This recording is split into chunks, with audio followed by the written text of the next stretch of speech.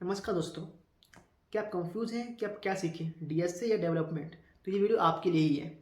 हम यह जानने वाले हैं कि डीएसए और डेवलपमेंट में से कौन सा सीखें और किसका क्या एडवांटेज होता है सीखने में। तो हम बात करते हैं डीएसए की कि डीएसए इंपॉर्टेंट क्यों है। अगर मैं अपने प्रोग्राम में से डीएसए मिटा दूं तो कुछ बचता ही नहीं है, क्योंकि प्रोग्राम में लिखा हुआ हर एक लाइन डीएसए है, तो डीएसए इंपॉर्टेंट है। अगर आपके बात करेंगे एडवांस डीएसए की, तो वो भी इंपॉर्टेंट है, क्योंकि किसी भी प्रोजेक्ट का सबसे डिफिकल्ट पार्ट होता है डेटा फ्लो को समझना। और अगर आपने डीएसए का एडवांस समझ लिया है, पढ़ा है, प्रैक्टिस किया है, तो आप वो डेटा फ्लो को आराम से समझ पाएंगे। जैसे मर्ज सॉर्ट, आज तक कभी मेरा मर्ज सॉर्ट काम नहीं आया। मैं हम पे यूज़ करता हूँ ऐड और सॉर्ट, कई भी मैक्सिमम लोग यही यूज़ करते हैं। हमने पढ़ाई क्यों की है? क्योंकि वो हमको वो पर्सपेक्टिव समझना है, वो कॉन्सेप्ट समझना है जो कि बाद में कहीं यूज़ होगा। इसलिए आप बेसिक्स पढ़िए डीएसए, साथ ही साथ आप एडवांस की तरफ भी जाइए, कोशिश कीजिए समझने की। क्योंकि जितना आप एडवांस डीएसए समझेंगे, जितना आप एडवांस डीएसए की प्रॉब्लम सॉल्व करेंगे, आप उतने ही अच्छे से किसी भी कॉम्प्लेक्स प्रोजेक्ट के ऊपर काम कर पाएंगे, उसको समझ पाएंगे। अब बात करते हैं हम लोग प्रोजेक्ट के ऊपर। तो जितना मैंने प्रोजेक्ट से सीखा है उतना मैंने कहीं और से नहीं सीखा।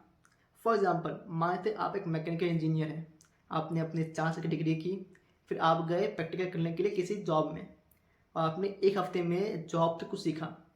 तो एक्चुअल में आपने एक हफ्ते में जो सीखा ना जॉब से, वो बहुत ज़्यादा होगा एज़ कम्पेयर टू जो आपने पढ़ाई की है 4 साल में। क्योंकि जो जो था वो प्रैक्टिकल था, वो रियल प्रैक्टिकल था। वैसे ही जो भी डीएसए है वो सब है, वो सब कहने के इम्पॉर्टेंट है, लेकिन वो कहने के थियोरटिकल है। मतलब प्रैक्टिकल है पर थियोरटिकल है, लेकिन जो प्रोजेक्ट है वो एक्चुअल में प्रैक्टिकल है, रियल लाइफ है। इसलिए जितना आप सोचते हैं ना, उससे कई गुना आप सीखते हैं एक प्रोजेक्ट से। लेकिन तभी जब आप प्रोजेक्ट के प्रति निष्ठावान हो, जब आपकी इच्छा हो प्रोजेक्ट बनाने की, कुछ ज़बरदस्ती है कि भाई प्रोजेक्ट बनाना है, डालना है, तो नहीं बनेगा। अगर आप में इंटरेस्ट है कि मैं प्रोजेक्ट बनाना है, एफिशिएंट बनाना है, तो आप सीखेंगे, बहुत कुछ सीखेंगे।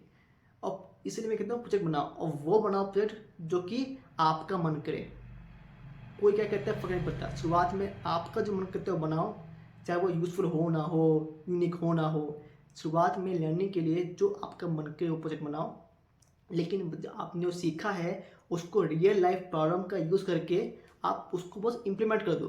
फॉर एग्जांपल, आपने बनाया नोट मेकिंग पे, लाखों ऐप्स हैं, तो हमको उससे पैसे नहीं कमाने, हमको सीखना है। आपने जो सीखा है उसको इम्प्लीमेंट कीजिए, बनाइए प्रोजेक्ट, उसको ऐड कर दीजिए अपने रिज्यूमे के अंदर।